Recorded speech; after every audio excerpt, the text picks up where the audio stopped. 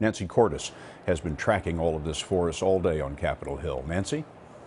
Scott, this deal was worked out by about a dozen Senate Republicans, and it could be a turning point because the sweeping immigration reform bill that's been up for consideration will not become law without more Republican support. The compromise worked out by Senate Republicans spares no expense to fortify the southern border. It would double the number of Border Patrol agents from 20,000 to nearly 40,000. It would fund the completion of 700 miles of border fencing. And it would blanket the border with infrared ground sensors, thermal imaging cameras, and drones. Tennessee Republican Bob Corker led the negotiations. I don't know how anybody could argue that the reason they're not supporting this legislation is because we haven't addressed securing the border.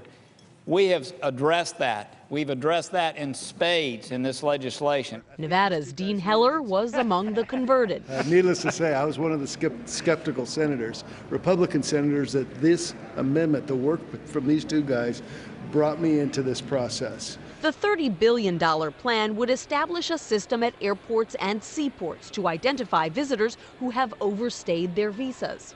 All of this would have to be installed and operational before the nation's 11 million illegal immigrants would be allowed to gain citizenship. But they would be able to gain temporary legal status in the meantime. A must for Democrats, but a deal breaker for some conservatives, like Louisiana's David Vitter. It is an immediate amnesty, an immediate legalization, and then this attempt at enforcement after that. We need to fundamentally reverse that order.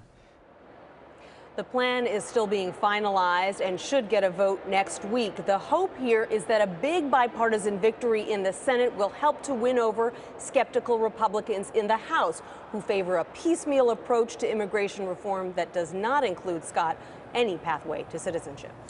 Nancy, thank you very much.